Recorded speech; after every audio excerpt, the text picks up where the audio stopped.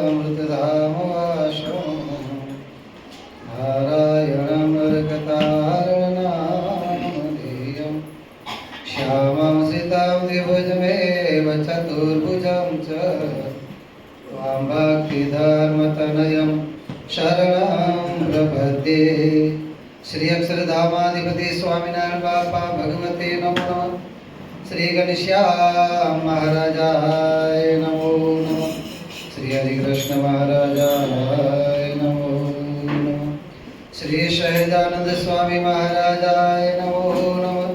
श्री बापा श्री भगवते नमो नमः। श्री सद्गुरु श्री नमो नमः। श्री स्वामिनारायण गाद्याचार्य धर्म धुरंधर सनातन धर्म सम्राट परम कल्याणकारी जीवन प्राण स्वामी बापा भगवते नमो नमः। स्वामी नारायण हरे। સ્વામિનારાયણ હરે.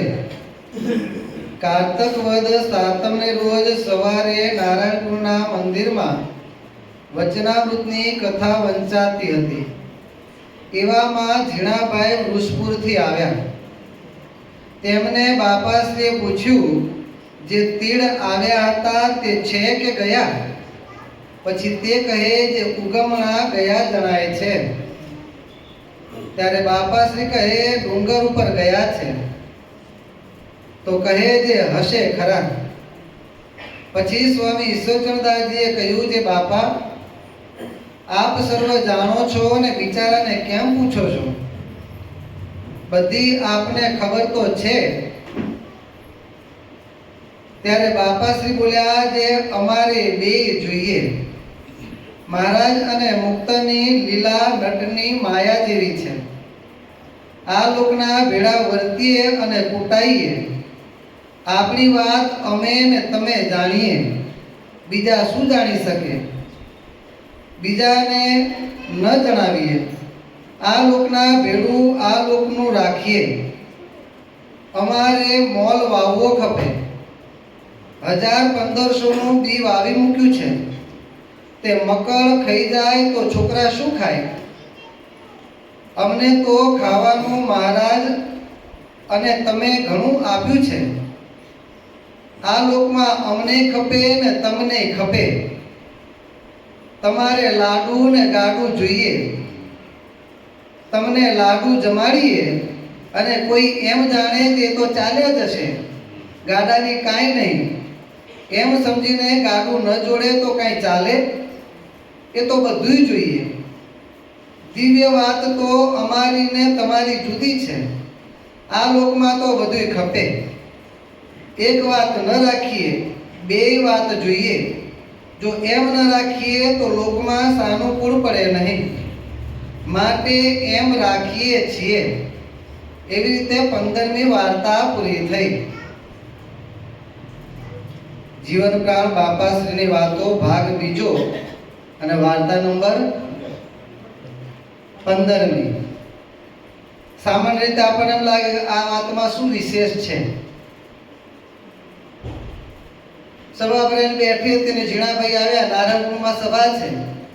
વૃષપુરથી ઝીણાભાઈ આવ્યા એટલે બાપાશ્રીએ પોતાના ખેતરની બધી ખબર કાઢવા માટે પૂછ્યું, ભાઈ તીડ આવ્યા હતા તો તીડ છે કે ગયા? આમ સામાન્ય વાત લાગે. અમારે બધું ખપે, તમારે બધું ખપે. આ લોકમાં હોય તો લાડુ જોઈએ ને ગાડું જોઈએ. આ રોજ નિશી પ્રમાણે રોજિંદી જે વાત છે બાપા એવી વાત કરી એવું લાગે સામાન્ય આપણે, બરોબર? પરંતુ આમાં બાપાશ્રી પોતાનો અને સદગુરુ બાપાનો આ લોકમાં પ્રગટ થવાનો જે અસલ હેતુ છે તે બીજું નિષ્કુળાંશના શબ્દોમાં કહીએ, મેં હું આદિ અનાદિ આ તો સર્વે ઉપાધિ. એમાં આદિ શું અનાદિ શું એ વાત પણ આમાં કહી દીધી છે બાપાશ્રી. અને આ લોકમાં રહીને આ લોકના જેવા થઈને શા માટે આ લોકના જેવું કરીએ છીએ અને કરીએ છીએ તેમ છતાંય કેવા છીએ, કેવા અમને સમજવાના છે, આ બધું જ બાપાશ્રીએ આ વાતની અંદર જણાવી દીધું છે. જો સમજાય તો મોતી તો પડ્યા જ છે, પણ તળિયે પડ્યા છે. ડૂબકી મારીને લેતા આવડે તો મોતી તો પડ્યા જ છે.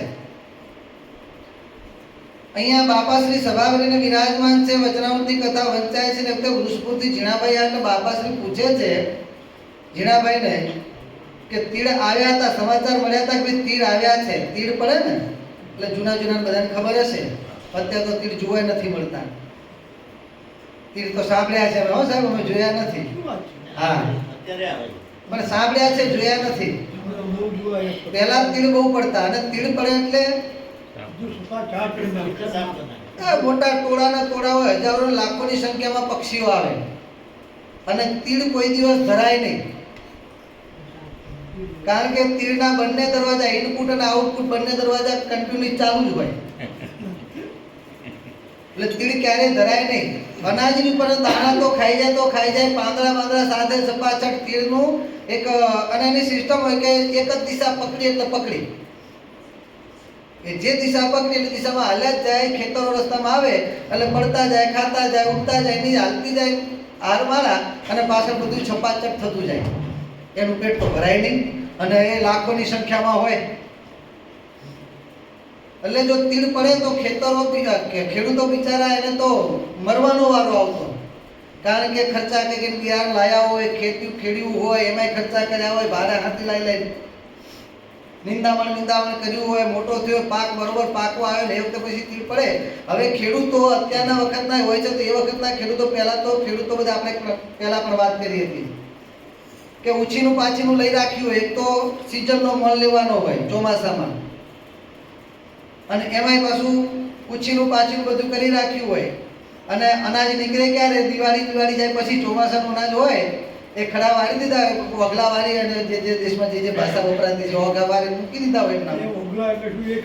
હા, ઓગલા વારમાં એ પણ એક કળા છે. પૂરિયા એ રીતના ગોઠવતા જાય તે પેલું જે શંકુ આકારનું ને ટાઈપ નાખે એના ઓલા બનાવે થપ્પા આખા અને એ રીતે ગોઠવે કે વરસાદ પડે ને તો અંદરના જે મોલના જે કણસલા હોય પલરે નહીં. આપણે કળા હોય અને એ ભાદરવો જતા મોલ બાજરી કે જાર બધું વાઢી લીધું મોટા ભાગનું ત્યારે વઢાઈ જાય અને વાઢ્યા પછી ઓગાવારી મૂકી દે. કારણ કે અષાઢમાં કદાચ વરસાદ પડી ગયો બીજું થાય તો દિવાળી જવા દે અને પછી ઓગા ખોલીને પછી એ બાજરી અત્યારે જો મશીન હતું ભાઈ હાલો મશીન નાખ્યું બધું એ એક બાજુ કચરો નીકળે એક બાજુ દાણા નીકળે બધું સાફ થઈને ઉપણાઈ જાય ને બધું એવું નહોતું પહેલા.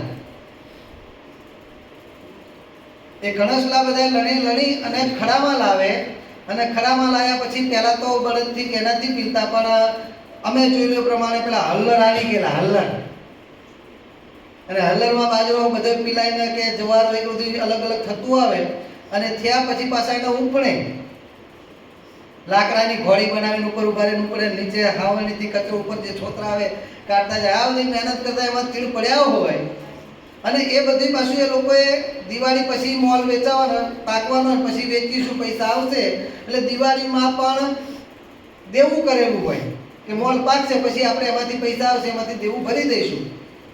આ બધું કરેલું હોય ને પછી આવા તીડ પડે ને બધું ખાલી કરી જાય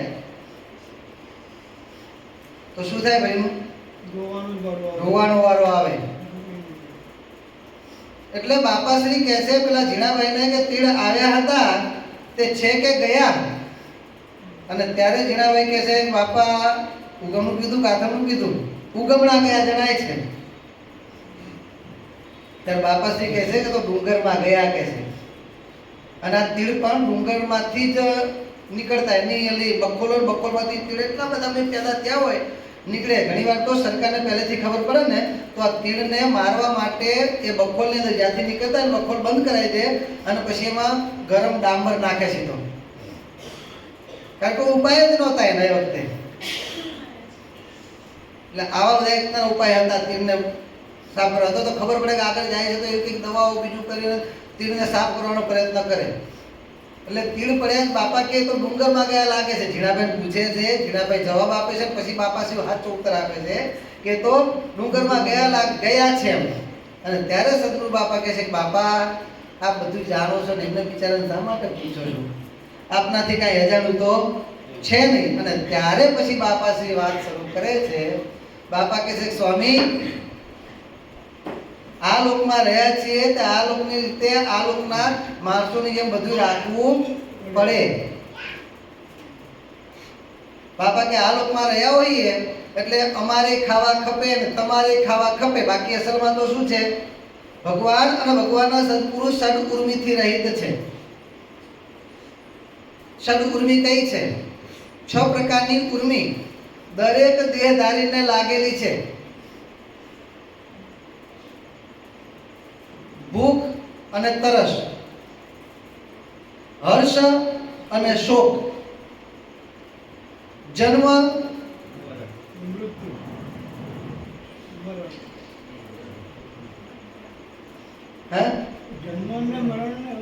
ના, જરા અને મૃત્યુ.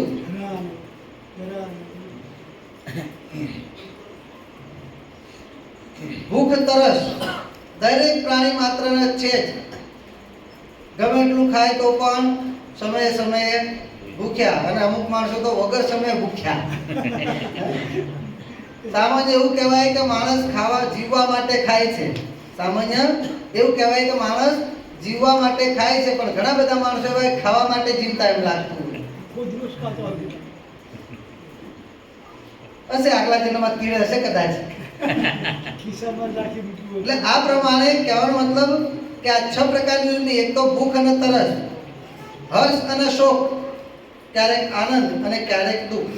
એની એ જ વસ્તુમાં આજે આનંદ હોય ને કાલે દુઃખ હોય. એની એ જ વસ્તુમાં આજે આનંદ હોય ને કાલે દુઃખ હોય. અને એની એ જ વસ્તુમાં જે દુઃખરૂપ લાગતી હોય, એકને આનંદ હોય ને એકને દુઃખ હોય.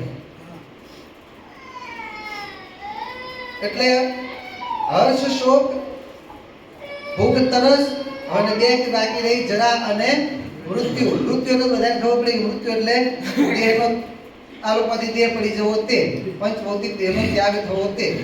પરંતુ જરા એટલે શું? હે અનંત? જરા એટલે ગઢપણ. જરા એટલે ગઢપણ, શરીરના અવસ્થા પ્રમાણે આવતા વિકાર. સામાન્ય રીતે જેમ જેમ માણસ મોટો થાય એમ એના શરીરની અંદર જે વિકાર આવે, વિકાર એટલે શરીરમાં જે ફેરફાર. વિકાર એટલે કામ ક્રોધાદિક વિકારની આ વાત નથી, પરંતુ શરીરની અંદર થતી જે ફેરફારની જે પ્રવૃત્તિ, પ્રકૃતિ પ્રમાણે ચાલી જાય છે, એને વિકાર કહેવાય, ગઢપણ. અને એટલા માટે આપણે જ્યારે ગઢા થઈ જાય એટલે શરીર જર્જરીભૂત થઈ ગયું એમ કહીએ છીએ. એટલે જરા એટલે ગઢપણ. આ 6 વિકારોથી, 6 ઉર્મિઓથી દરેક દેહધારી જીવો પીડાયા કરે છે. ત્યારે ભગવાન અને ભગવાનના સત્પુરુષ આ ષડ ઉર્મિથી રહિત છે. તેમ છતાંય બાપાશ્રી કહે છે આપણે આ લોકમાં આવ્યા એટલે બધું જોઈએ. શા માટે જોઈએ? તો એક તો જે મહારાજ આ લોકમાં પ્રગટ થયું હતું ત્યારે સંકલ્પ કર્યો મુક્તોની સાથે, તમે પણ તે સરખા થઈને કરો ને મારું ભજન. એમના જેવા થશો તો સજાતીને સજાતીમાં હેત થશે. એટલે પોતાને વિશે હેત કરાવવા માટે પહેલી વસ્તુ આ. બીજી વસ્તુ કાર્યાની પ્રકરણનું 5મું વચનામૃત, પોતાના ભક્તના મનોરથ પૂર્ણ કરવા માટે અને એને લાડ લડાવવા માટે. અને ત્રીજી વસ્તુ પોતાને વિશે હિત કરાવવા માટે. કારણ કે સેવાય કરીને સેવા કરનાર અને સેવા સ્વીકારનાર બંનેને એકાબીજી પ્રત્યે મમત્વ જાગે છે.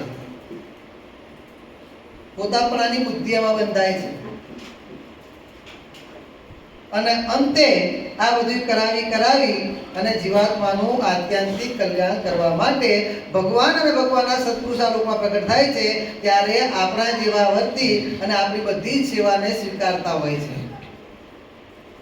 પરંતુ આપણી જેમ ભૂખ લાગે, આપણી જેમ તરસ લાગે, આપણી જેમ બધું જ દેખાડે, સાજા માદા બધું જ દેખાડે, ત્યારે આપણને ક્યારે પણ અવગુણ આવવો ના જોઈએ. ભાઈ ભગવાન છે, સત્પુરુષ છે, અને કેટલાયને, અને માણસ વિચાર કરજો, ભેગો રહેતો હોય, મહિમા જાણતો હોય, પરંતુ ભગવાનને મોટા કૃષ્ણ વિશે મનુષ્ય ભાવ રહી ગયો એટલે એ માણસ કેટલો અજ્ઞાનમાં હોય છે કે અવગુણ લે છે. એ પણ ગુણે 100 તો અવગુણ લે છે, અને ગુણે 100 તો અવગુણ લે છે, એમાં ગુણ લે છે એટલે દેખાતો જ નથી. જેમ ગોપાળાનંદ સ્વામી બાપા સંતનો ટેકો લઈને ચાલ્યા જાય છે, વૃદ્ધાવસ્થાથી મંદવાડ ગ્રહણ કર્યો તો સંતનો ટેકો લઈને ચાલ્યા જાય છે, અને તે ઉમરો આવ્યો, ઉમરો જરા ઊંચો તો ગોપાલ બાપાનો પગ ચરણ ઊંચો થયો નહીં ઉમરો ચડવા માટે, ઊભા થઈ રહ્યા. અને ત્યારે પેલા સેવા કરનાર સંત એમ બોલે છે કે આમ તો વાતો તો છે અક્ષરધામની મૂર્તિની કરો છો, કેટલાયને મૂર્તિમાં મૂકી દો છો અને ઉમરો ચડાતો નથી.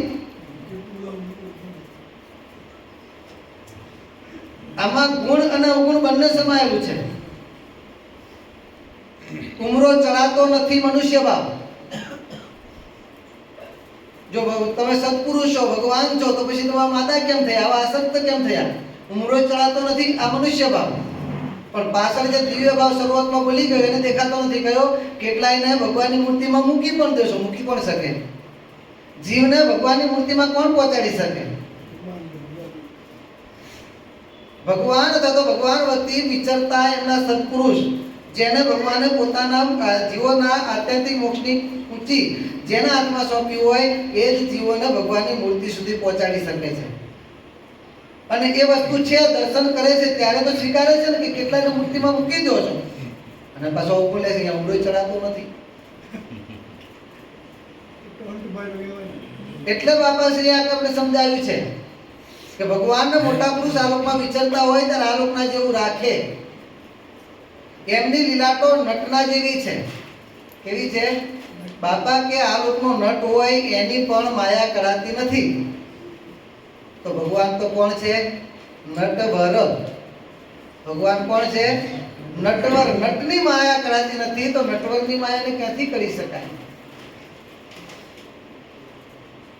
સાંઈ બાબા એક દ્રષ્ટાંત આપે છે કે એક નટ પોતાની પત્ની સાથે રાજાના મહેલમાં આવ્યો અને કહે છે મારે મજરો કરવો છે, તમને રાજી કરે છે, ભલે કર મજરો કહે છે. અને ત્યારે પછી પેલો નટ પોતાની યોગ માયાએ કરી અને આકાશની અંદર કલાકાને ભડાકા કરે છે, લશ્કર સામે લડકતા હોય એવું દેખાડે છે ને કેટલી હાર હોર બધી થવા માંડે છે. અને ત્યારે નટ કહે છે બોલા રાજા કે શું થયું? શું થયું? નટ કહે છે કે રાજા ઉપર દેવ અને દૈત્ય વચ્ચે યુદ્ધ શરૂ થયું છે. કે દેવ અને દૈત્ય વચ્ચે યુદ્ધ શરૂ થયું છે અને મારે દેવોની સહાયમાં જવું છે. કે પણ આની મારી પત્નીને કોણ રાખે? એટલે મારી પત્નીને હમણાં તમે તમારી પાસે સાચું, હું 5-6 વર્ષ પછી મારી પત્નીને લઈ જઈશ. કારણ કે એનો કોઈ હમણાં આધાર છે નહીં, હું જઉં ત્યાં સુધી એને હાથવે કોણ? એટલે કે તમે એક રાખો. પછી પોતાના ખીચામાંથી કાચા સૂતરના દોરાની કોકડી કાઢે છે અને કોકડીનો જે દોરાનો છેડો પકડી રાખીને કોકડીના આકાશમાં ઘા કરે છે. કોકડી ઉકેલાતી ક્યાં ચાલી જાય છે અને કાચા સૂતરના દોરાના આધારે ચડતો સડસડાટ ગરમીનો ક્યાંય આકાશમાં દ્રશ્ય થઈ જાય છે. અને એમ કરતા કરતા ઘડીક થાય છે અને જમણો હાથ કપાઈ નીચે પડે છે, ડાબો હાથ કપાઈ નીચે પડે છે. જ્યાં સભા ભરાઈને બેઠી છે, રાજાના સભા ભરાણી છે ત્યાં પગ, બીજો પગ, પેટનો ભાગ, શરીર, પછી માથું, એમ કરતા કરતા એક એક કરતા શરીરના બધાય કટકા નટના નીચે જમીન પર આવે છે. પેલી નટની પત્ની એમ કહે છે મારો પતિ તો મૃત્યુ પામ્યો, દેવોની સહાયમાં ગયો હતો ને ત્યાં દૈત્યોની સામે લડતા લડતા એ વીર થયો છે. હું પતિવ્રતા સ્ત્રી છું, માટે મારા પતિની જે ચિતા ખડકાય, મારા પતિને જે પાર્થિવ શરીર છે એની સાથે હું બળી મરીશ કે છે. હું સતી છું, હું સતી થઈશ. અને તે ત્યાં આગળ ચિતા ખડકાય છે ને પેલાને બધા કટકા ભેગા કરી ચિતામાં ખડકે છે. પેલી નટની પત્ની પણ એના પતિના માથાને પોતાના ખોરમાં રાખી અને લાકડાની ચિતાની અંદર ભળ કરતી સળગીને રાખ થઈ જાય છે. આ બાજુ બધો પ્રોગ્રામ પતી ગયો અને ઘડીક થયું અને પેલો નટ પાછો હતો ને નીચે ઉતર્યો સડસડાટ કરતો. અને રાજા પાસે રાજાને કહે છે ભાઈ મને મોજ આપો, હું ગયો તો ને એ આમ થયું તેમ થયું કે દૈત્યોને તો મારી હટાવી મૂક્યા, દેવનો કે જય થયો, વિજય થયો છે, વિજય કઈ પાછો આવ્યો છું કે મને મોજ આપો ને મારી પત્ની પાછી લાવો. પેલો રાજા આવે શું કરે? પત્ની આપી ક્યાંથી? કે રાજા હું તમને સોંપીને ગયો છું કે છે. અરે કે તારી પત્ની તો તું ઉપર ગયો, તારા શરીરના કટકા પડ્યા, એની સાથે તારી પત્ની બળી મરી. કે રાજા ખોટું બોલો છો તમે? કે તમે રાજન કહેવાય, હું નટ કહેવાય, હું ગરીબ છું અને હું શુદ્ર જાતિનો માણસ, તમે રાજન છો અને આટલા ધનવાન છો, કોઈ નહીં મારી પત્નીને તમે બોલાવી કે છે. બોલા રાજા કે આ બધા સાક્ષી છે, પણ સાક્ષી છે ને હું તમારી સામે મૂર્તિમાન ઉભો છું. કે પછી સાક્ષી ક્યાં લાવશો? મૂર્તિમાન હું છું, એનાથી મોટો સાક્ષી કોણ? ભલા થઈ દયા કરી અને મારી પત્ની પાછી આપો. ગરીબની વસ્તુ આવી તો ગરીબની પત્ની તમે લઈ લેશો કે છે. તમારે તો કેટલી પત્નીઓ છે કે રાજા માનતા નથી, પેલો માનતો નથી. એમ કરતા કરતા રાવલા રાજાના સિંહાસન પાછળ જાય છે નર, અને સિંહાસન પાછળ તેની પત્નીનો ચોટલો પકડીને બહાર લાવે છે. હવે રાજ કહે છે રાજા તો કદાચ તારામાં મોહ પામે, તને ખબર નથી પડતી કે શું પતિવ્રતા કરે, રાજામાં મોહ પામી ગઈ કે છે. એમ કે પેલી પોતાની પત્નીને બહાર લાવે. રાજા કે આ બધું શું છે? અને ત્યારે નટકા તો મારી કળા છે. પણ આ બધું કયું થયું કેમ? રાજન એ તમને કાંઈ ખબર પડે? તમે જોયું, અમે તમારી પાસે મજરો કર્યો, તમને રાજી કરે, કેવી લાગી અમારી કળા? કળાઈ ને એવી કળા છે કે તો નટની કળા પણ કળાતી નથી, એની માયાને જાણી શકાતી નથી. તો નટવર છે, એની માયાને આપણે ક્યાંથી જાણી શકીએ? મેં હું આદિ અનાદિ, આ તો સર્વે ઉપાધિ. ભગવાન અને ભગવાનના સત્પુરુષ આલોકમાં પ્રગટ થયા, આપણા જેવા દેખાય છે, આપણા જેવા ભાવ જણાવે છે. એટલે આપણે સામાન્ય રીતે આદિ કહેતા, આ દિવસે આ તારીખે આ તિથિ આ લોકમાં પ્રગટ થયા, અને આ દિવસે આ તારીખે આ વારે આ લોકમાંથી અંતર્ધ્યાન થયા. આદિ એટલે જેની શરૂઆત અંત છે, અને અનાદિ એટલે જેની કોઈ શરૂઆત અંત નથી, જે અનંત છે. એટલે ભગવાન ત્યાં કાં નિષ્કુળાનંદ સ્વામી ભગવાન તેમ કહે છે મેં હું આદિ અનાદિ, આ તો સર્વોપરી કહેતા અમે દેખાઈએ છીએ આદિ. શું કહે છે? અમે દેખાઈએ છીએ આદિ, પણ છીએ તો અનાદિ. આ તો આ લોકમાં આવ્યા છીએ, આ લોકના જીવો જેવા, આ લોકના જીવોને અમારી સેહત થાય માટે આ લોકના જીવો જેવા થઈને આ લોકના જીવો જેવા જોડે ફરીએ છીએ, પણ છીએ તો અમે અનાદિ. આ બધી વસ્તુથી પર છીએ, મૂર્તિ સુખના ભોગતા છીએ. ભગવાનના ભક્ત છે તે શું છે? મૂર્તિ સુખના ભોગતા છે. એને આ લોકના પદાર્થ, આ લોકની વસ્તુ ગમે એટલી સારામાં સારી લઈને આપણે આપીએ ને તો પણ ભગવાનની મૂર્તિના સુખની પાસે કાક વિષ્ટા તુલ્ય છે. કાક વિષ્ટા તુલ્ય. ધર્મેન્દ્રભાઈ, બીજી કોઈ વિષ્ટા ના કીધી, કાક વિષ્ટા કેમ કીધી?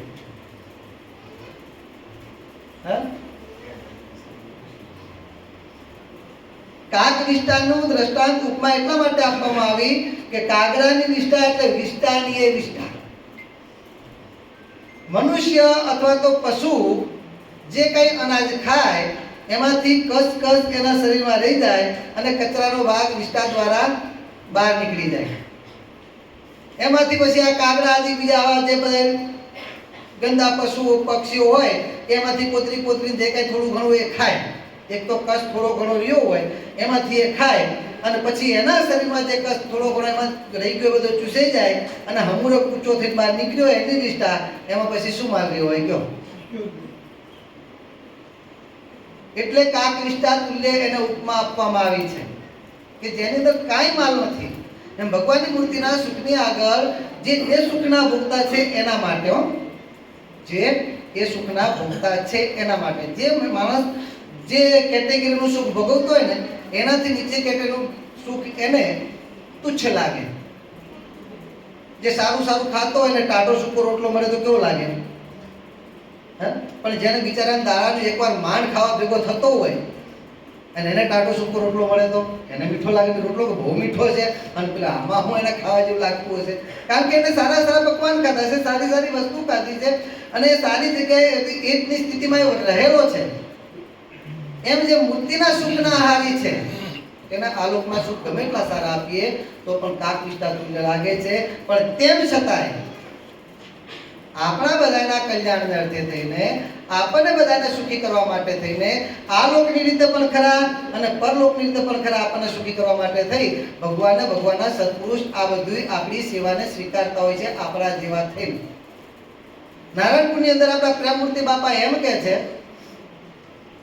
કે કોઈ હરિભગત પ્રાર્થના કરવા, બાપા અમારા ઘેર પધરામણી પધારો, બેટા તું કેટલી ભેટ મૂકીશ? બાપા 15,000 મૂકીશ, 20,000 મૂકે તો બાપા અમારા ઘેર ઠાકોરજીના થાળીમાં પધારો, બેટા કેટલી ભેટ મૂકીશ? તો કે બાપા 70,000 નહીં, 75,000 મૂકે તો અહીં તો ક્યારેક કોઈ ભક્ત બાપાઓ કહેતા હોય છે.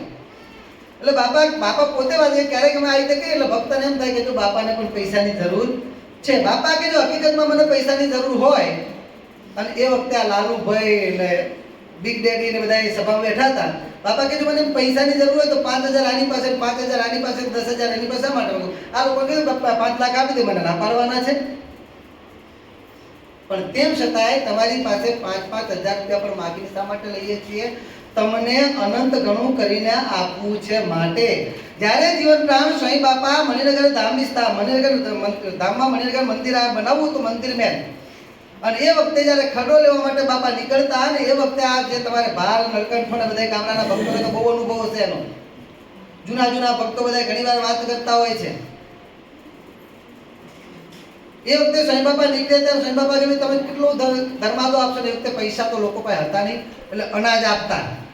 બાપા 2 કોથરા, કોઈ કે 3 કોથરા, બાપા 1 કોથરો, અને જ્યારે કોઈ 1 કોથરો કહે બાપા એની પાસે 3 કોથરા માગે, કોઈ 3 કોથરા કહે બાપા 5 કોથરા માગે, અને કોઈ 5 કોથરા કે બાપા એની પાસે 7 કોથરા માગે. અને ઘણીવાર ભગતને કે બાપા કે તારા 5 ની મારે 10 કોથરા અનાજના ધર્માદામ લેવા છે. ત્યારે ભગત એમ કે બાપા મારી પરિસ્થિતિ એટલી નથી. અને ત્યારે બાપા એમ કહે કે તારી પરિસ્થિતિ એટલી નથી, હું જાણું છું.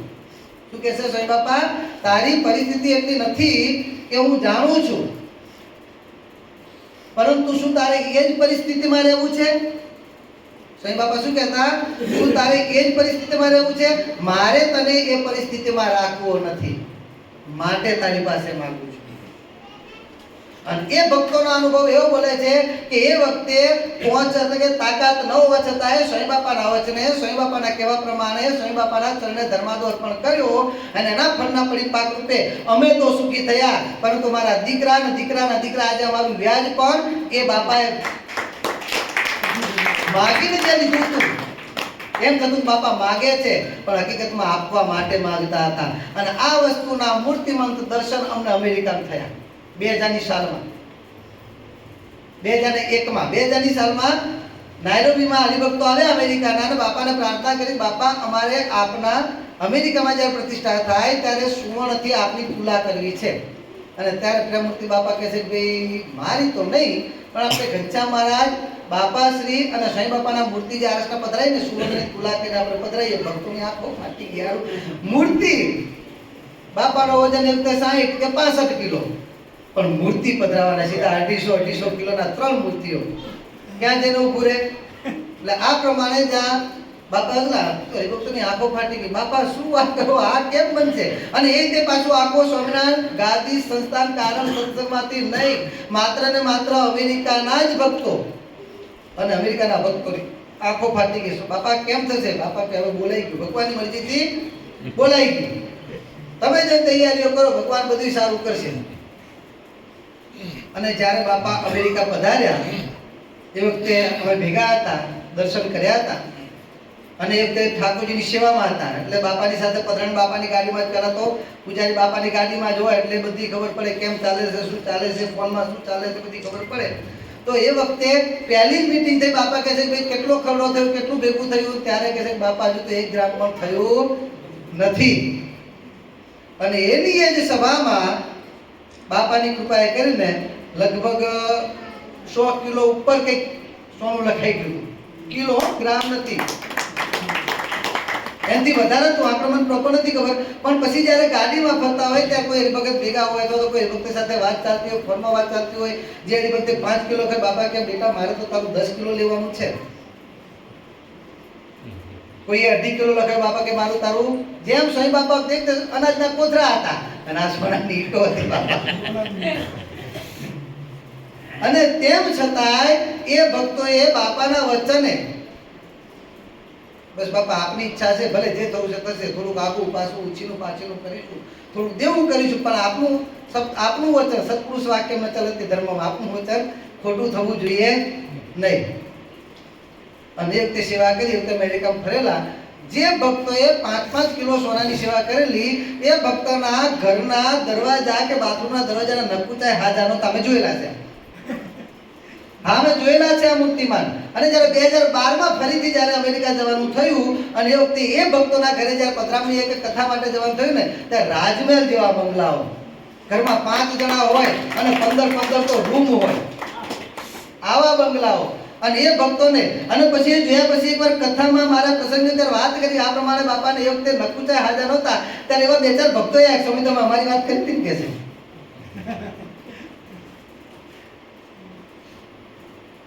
એટલે ભગવાનના સત્પુરુષ આપણી પાસેથી લે છે તો આપણને આપવા માટે જ લે છે. અને આવી જે ભૂખ લાગે, બીજું ત્રીજું બાપા કે અમે બીમાર થઈએ, મંદવાર કે આ તો બધું તમને સેવાના લાભ આપવા માટે કરીએ છીએ. બાકી સદગુરુ બાપાને બાપા શું કહે છે કે આપણે તો આ લોકની તો બધું આ લોકના જેવું હોય, બાકી પરલોકની વાત અમારી અને તમારી એ તો આપણે જાણીએ, બીજા જાણે નહીં. મહારાજે કીર્તનમાં કીધું ને, તમો અમોને ત્રીજો પછી થનાર.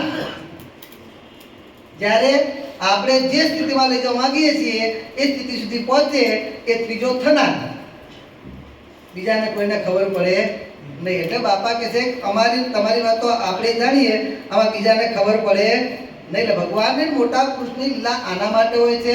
આપણને જે કંઈ સેવા આપે છે, જે કંઈ આપણને ઉત્સવ, સમૈયા, મંદિરો બીજું કરીને આપણને, બાકી મંદિરો બે ચાર ઓછા થશે તેમને શું થવાનું છે?